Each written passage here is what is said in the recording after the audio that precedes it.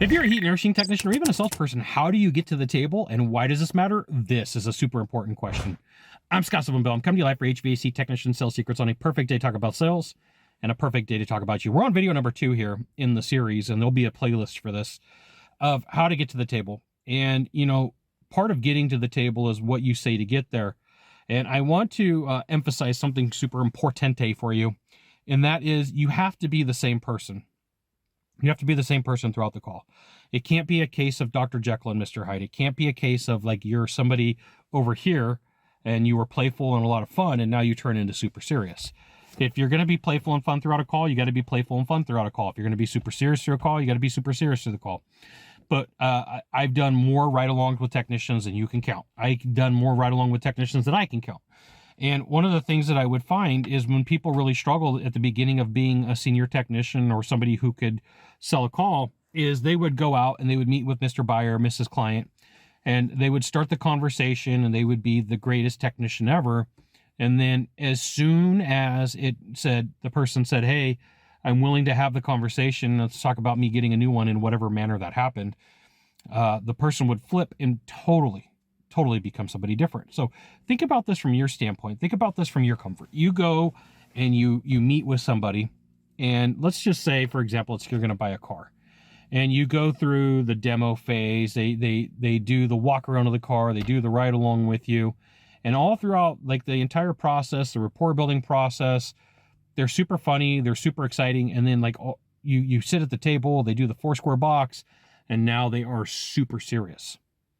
Well, what ends up happening is you're like, wait, who am I dealing with? Who am I going to be dealing with? And what are they going to do if I tell them no? There's all the questions that happen because you decided to be somebody else and to be something different. You know, it's like you got to get comfortable with being uncomfortable, and you got to get comfortable with saying, hey, I'm willing to be the same person across the board. And you know what? Your nerves may go, hey, look, I got some butterflies in my stomach. You know, I'm a little bit nervous, and you can let the person know, hey, look, I don't do this every day. So I'm probably going to be a little bit rusty on the presentation. I don't do this every day. It's not what I do to be super professional. So I'm probably going to make a couple of mistakes. That actually works to your favor. Like I would much rather deal with the person who is going to tell me the truth. I'm going to much rather deal with the person who's just not going to try to sell me something and say, hey, look, here's the things that are going to help you versus here's the things that are going to hurt you.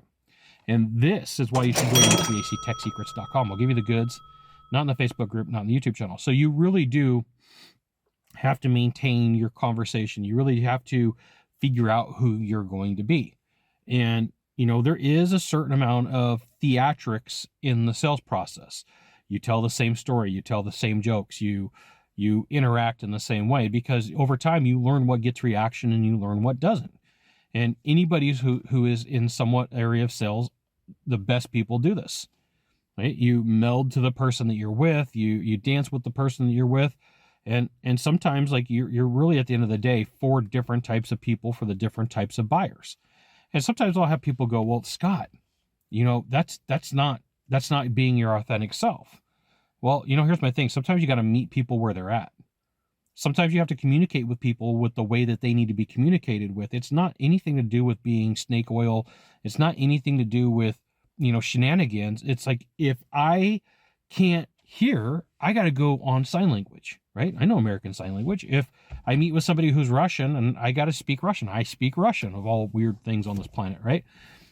I went to school about 20 miles from here, and I was part of the Cold War, right? So I looked at the Cyrillic language and it looked really funky to me, and they taught Russian at the school that I was at 20 miles from here. So I took Russian, right? So like you got to meet the people where they're at to have the conversation, but don't make anything up, right? Be the same person. That's going to be my best example for you. You got 1 of 3 things to do from here, just 1 of 3. Find the subscribe button, hit it. Every time I send out a video, you'll get an update. 2, hit follow if this is social media. And 3, tag and share this with a friend. We'll see you soon. Thanks for watching.